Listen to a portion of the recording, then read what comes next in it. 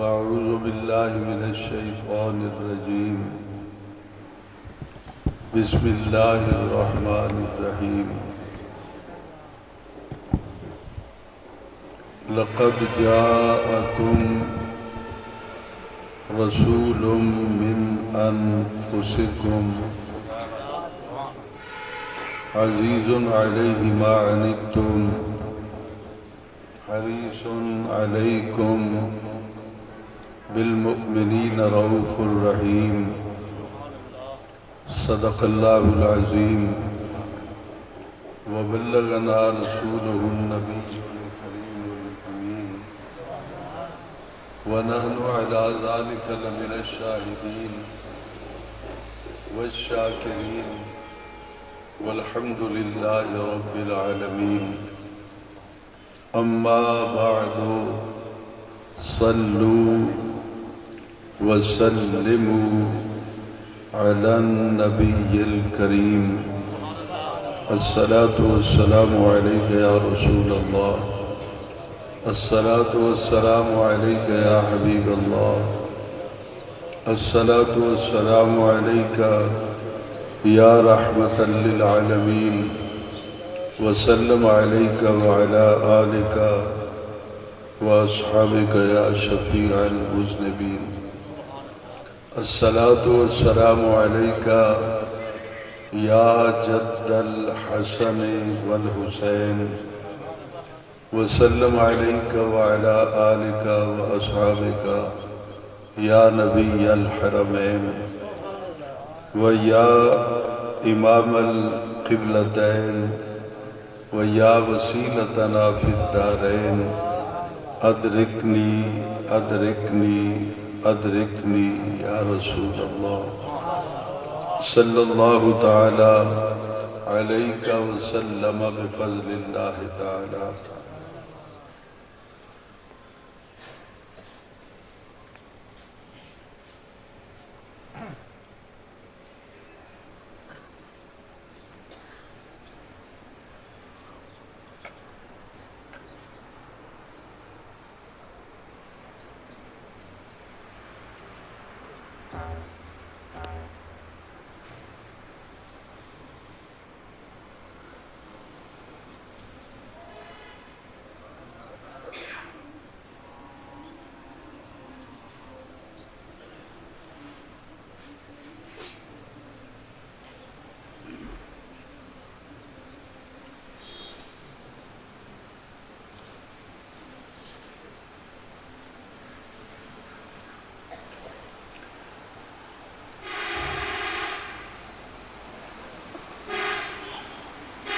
لائق صدیز والاحترام مقتدر و محترم و محتشم حضرات علماء ذی وقار نعت خوانان ذی قدر و معزز سامعین و حاضرین کرام السلام علیکم. قبل اس کے انتہائی مختصر وقت میں میں اپنی معروضات جناب کی سماعتوں کی نظر کروں. دل سے دعا کیجئے کہ خلاق عالم جل وعلا شانہ وعظم برہانہ اپنے پیارے حبیب صلی اللہ علیہ وسلم کے طفیل آج کی اس پروقار محفل ذکر میلاد مصطفیٰ صلی اللہ علیہ وسلم میں حق و صداقت پر مبنی قرآن و سنت کی روشنی میں گفتگو کرنے کی توفیق عطا فرمائے. ماں بعد اس کے دعا کیجئے کہ اللہ تعالی مجھے بیان کرنے کے بعد آپ کو سننے کے بعد فریقین کو اس پر عمل کرنے کی توفیق عطا فرمائے. میں انتہائی شکر گزار ہوں بانی محفل اپنے میزبان جناب محترم المقام ڈاکٹر محمد ضیاء انجم صاحب دامت برکاتہم القدسیہ کا کہ جنہوں نے مجھ جیسے نالائق اور ناکارہ خلائق انسان کو آج کی اس خوبصورت محفل میں ذکر سرکار دو عالم صلی اللہ علیہ وسلم بیان کرنے کی سعادت عطا فرمائی، یہ اتنا بڑا اعزاز ہے میرے لیے جتنی میری اوقات نہیں ہے۔ اللہ تعالیٰ ڈاکٹر صاحب اور ان کے بچوں پر اور آنے والے تمام جتنے بھی آپ معزز مہمانان ذی وقار ہیں سب پر اپنی رحمتوں کے دروازے کھول دیں۔ اللہ تعالیٰ ہم سب کی مشکلیں آسان فرما دیں، اور اس وقت میرے پاک وطن میں جو ایک انتشار ہے، ایک خلفشار ہے، سب آج دل سے دعا کریں کہ اللہ تعالیٰ میرے پاک وطن کو امن کا گہوارہ بنائے، دونوں طرف کے لوگوں کو ہوش کے ناخن لینے کی توفیق عطا فرمائے۔ نبی رحمت صلی اللہ علیہ وسلم کا پیغام پوری امت کے لیے، اسلام سلامتی سے ہے، ایمان امن کی دعوت دیتا ہے، تو یہ پیغام جس نبی کے نوکر تک پہنچا، ڈاکٹر صاحب وہ پنجابی کے اندر نوکر کی تھے، نخرہ کی، پھر حضور کا غلام بھی ہو اور امن خراب کرنے کے درپے بھی ہو، یہ بات سمجھ سے بالاتر ہے۔ بہرحال دعا یہ ہے کہ اللہ تعالیٰ میرے پاک وطن کی سرحدوں کو بھی محفوظ رکھے اور میرے پاک وطن میں امن اور استحکام کی جو دولت ہے وہ بھی عام فرما دے۔ علماء ذی وقار تشریف فرمائے ہیں، میں علماء کے پیروں کی خاک کے برابر بھی نہیں۔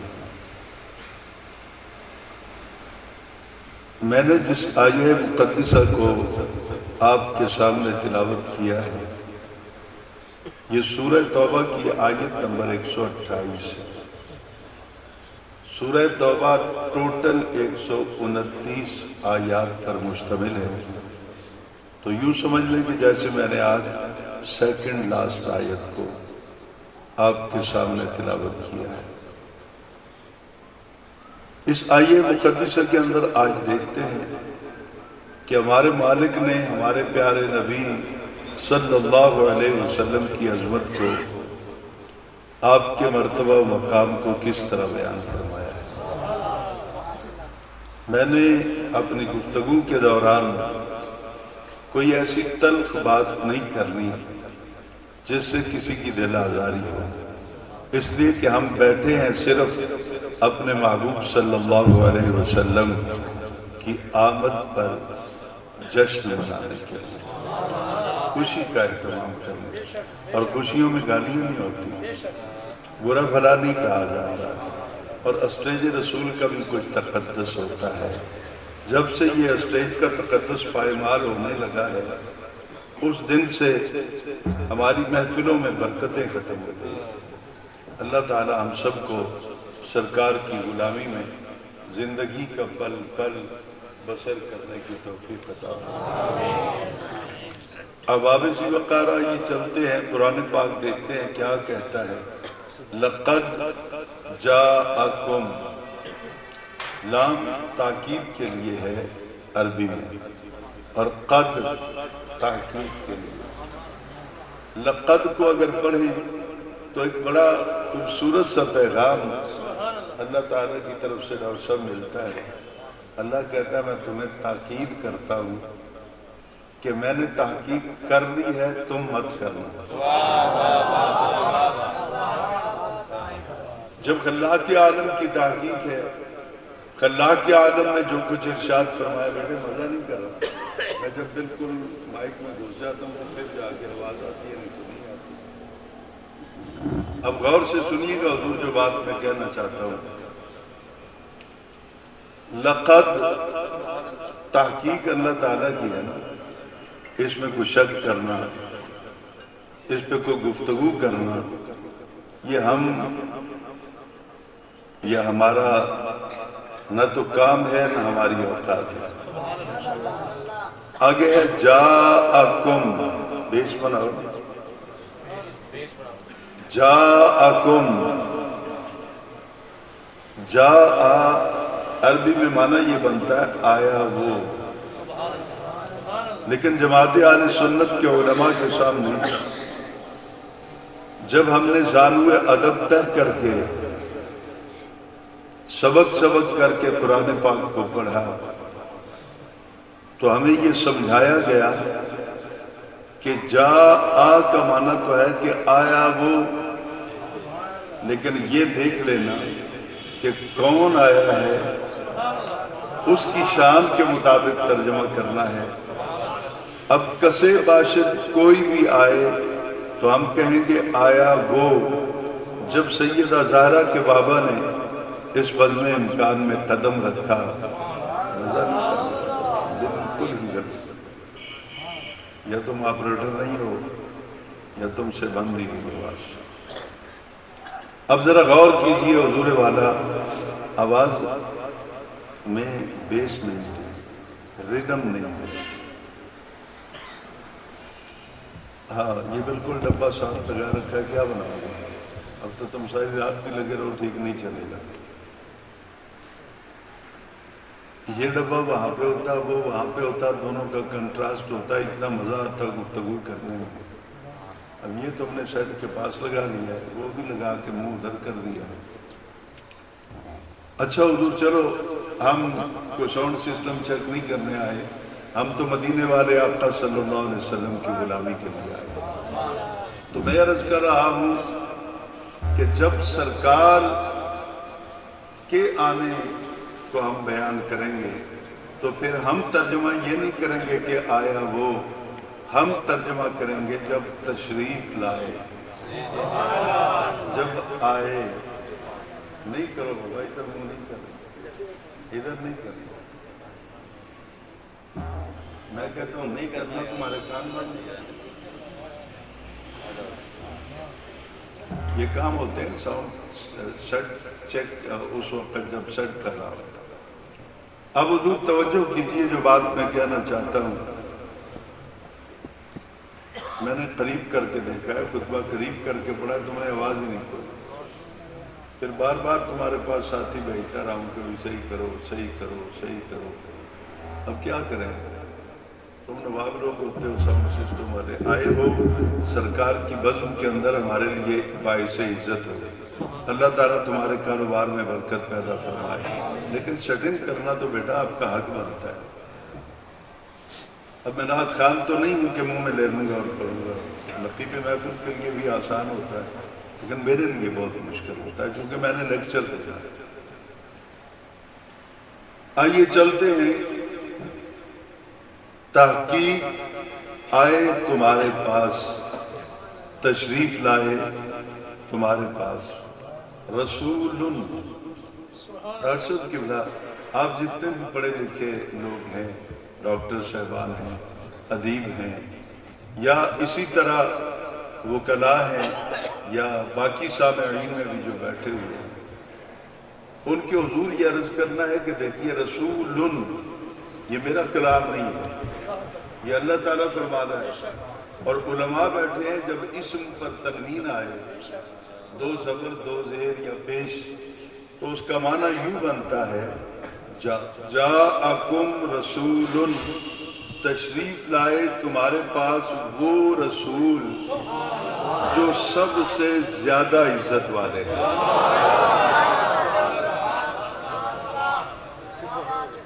سب سے زیادہ عزت والے، ہم جماعت اہل سنت کے لوگ ہیں، ہمارے نزدیک ہر نبی محترم ہے، بیسک نبوت ہوتی ہے. اس کے بعد اللہ تعالیٰ جب چاہتا ہے تو رسالت کا درجہ بھی عطا کر دیتا ہے، کتاب بھی دے دیتا ہے اور شریعت بھی عطا کر دیتا ہے. لیکن بیسک بنیادی طور پر جو چیز عطا ہوتی ہے وہ نبوت ہے. تو اللہ تعالیٰ نے جتنے نبی بھیجے وہ سب معصوم الخطا ہے. کسی کے بارے میں تصور بھی کرنا کہ اس سے غلطی ہو گئی ہے یہ کفر ہے.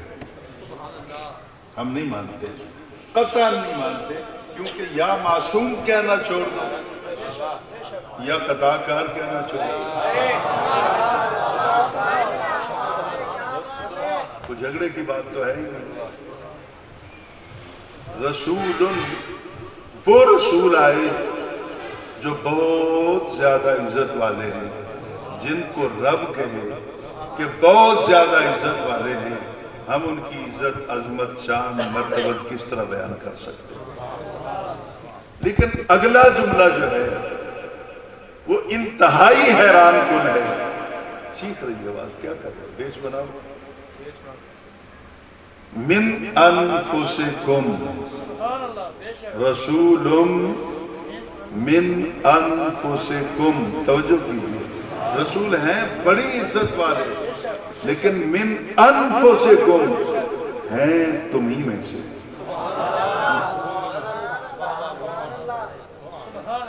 ہیں تواڈے وچوں، تمہیں میں سے، تمہاری جنس میں سے تشریف لے کے آئے. تو یہاں پر کچھ لوگوں نے راستہ بدل لیا. انہوں نے کہا جی ہم میں سے ہیں تو پھر ہماری طرح ہے، جو جیسی ہیں وہ جو. لیکن جماعت اہل سنت نہیں، ہم کہتے ہیں کہ ایسا نہیں. میں یہاں پر ایک مثال عرض کروں گا ساتھیوں کے حضور، تاکہ پوری طرح بات سمجھ میں آ سکے. حضور گلاب کا پھول شاید ڈاکٹر صاحب نے یہاں بھی لگایا ہو یا اپنے گھر میں بھی لگائے ہوں. گلاب کا پودا جس وقت کاشت کیا جاتا ہے تو وہ بہت دھیرے دھیرے پروان چڑھتا ہے، گروتھ ہوتی ہے اس کی، وہ اپنا سفر شروع کر دیتا ہے. لیکن حیرت اس وقت آتی ہے جب وہ تھوڑا سا سفر کرتا ہے تو کانٹے نکل آتے. آپ تو شاعر بھی ہیں، ادیب بھی ہیں، آپ لفظوں کو سمجھتے ہیں، ذرا غور کیجیے گا. تھوڑا سا اس نے سفر کیا، وہ بڑھا، اس کی گروتھ ہوئی تو کانٹے نکل آئے. پھر وہ تھوڑا سا اور آگے چلی ٹہنی، پھر کانٹے نکل آئے. تھوڑا سا اور آگے چلی ٹہنی، پھر کانٹے نکل آئے. لیکن اس نے اپنا سفر روکا نہیں. اس نے کہا 1000 مرتبہ بھی میرے راستے میں کانٹے بچھتے رہے، میں نے جہاں جانا ہے وہاں جانا ہے.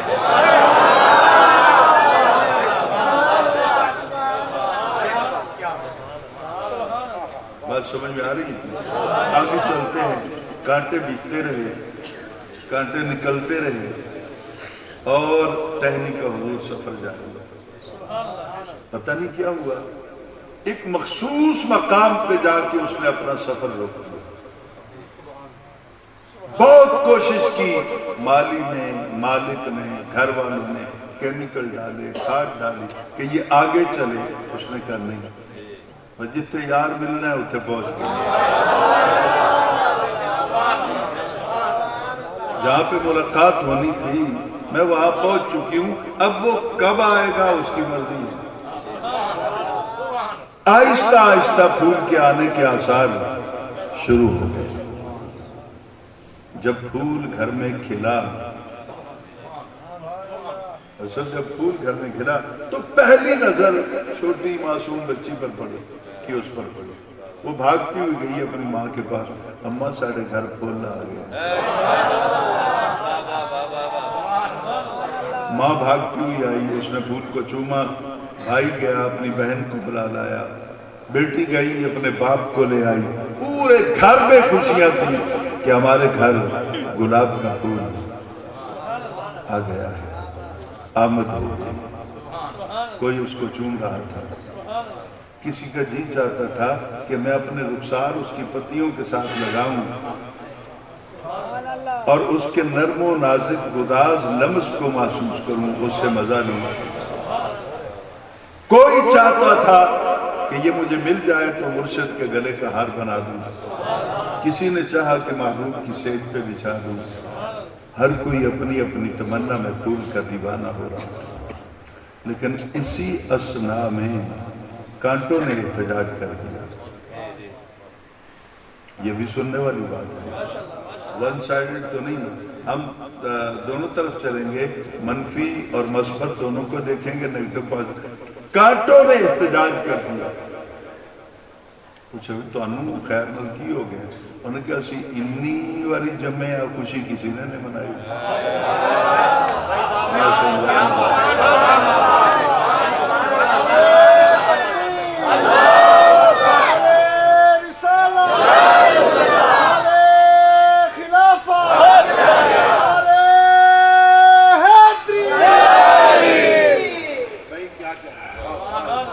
کانٹوں نے احتجاج کیا، تاریخ استحقاق کی اسمبلی میں پیش کر دی۔ انہوں نے کہا جی ساڈا تے حق ماریا گیا، اتنی مرتبہ ہماری ولادت ہوئی، ہم لوگ پلک سوار کے اس دنیا میں آتے رہے، بڑے تھا کہ کسی چھوٹے نے بھی خوشی نہیں منائی۔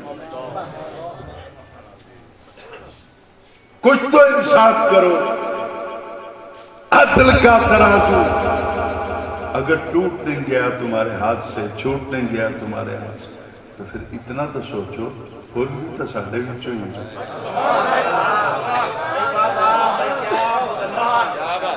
وہی ٹہنی ہے، وہی کیاری ہے، جو کھاد ملتی رہی، کیمیکل ملتے رہے، ہمیں بھی وہی، اس کو بھی وہی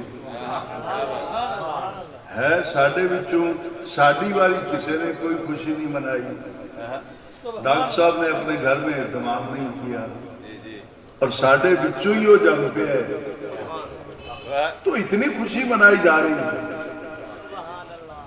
بابے کسی کو ترس آتے، سبحان اللہ، کیا بات ہے، کیا بات۔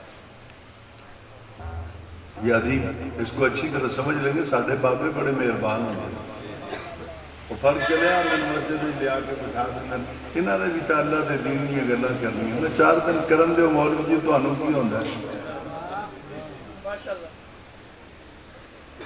بابے بہت جلدی ترس کھا گئے، کسی بابے نے، اس گھر کے کسی بابے نے ان کانٹوں کا احتجاج سنا تو اسے رحم آ گیا، اس نے اچھے اچھے کانٹے توڑے، ان کو دھویا، سونگا تو ان میں خوشبو نہیں تھی۔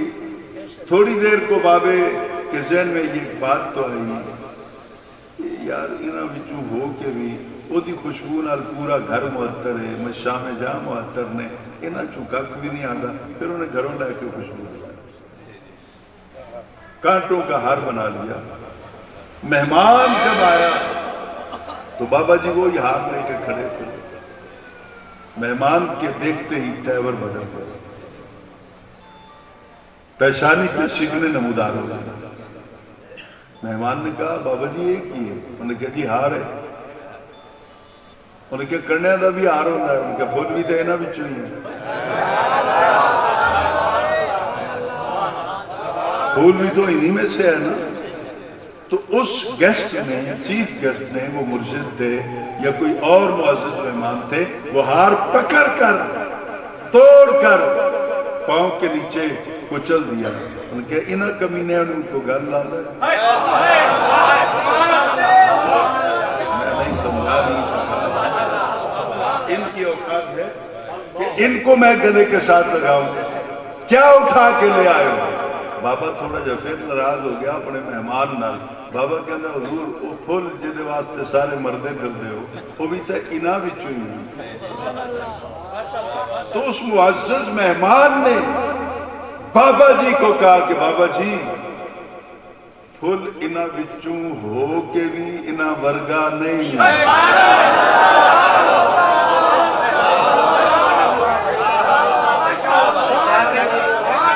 اگر بات سمجھ میں آ جائے تو پھول ان میں سے ہو کر بھی ان جیسا نہیں ہے، پھول انہاں وچوں ہو کے بھی انہاں ورگا، بولو جنہوں نے سمجھ آ گئی ہے۔ جیسا نہیں ہے۔ تو جب وہ بات میرے تصور خیال میں آ گئی تو مجھے اپنا عقیدہ سمجھ میں آ گیا کہ کنیا چو ہو کے پھل انہاں ورگا نہیں، ساڈے وچوں ہو کے رسول ساڈے ورگا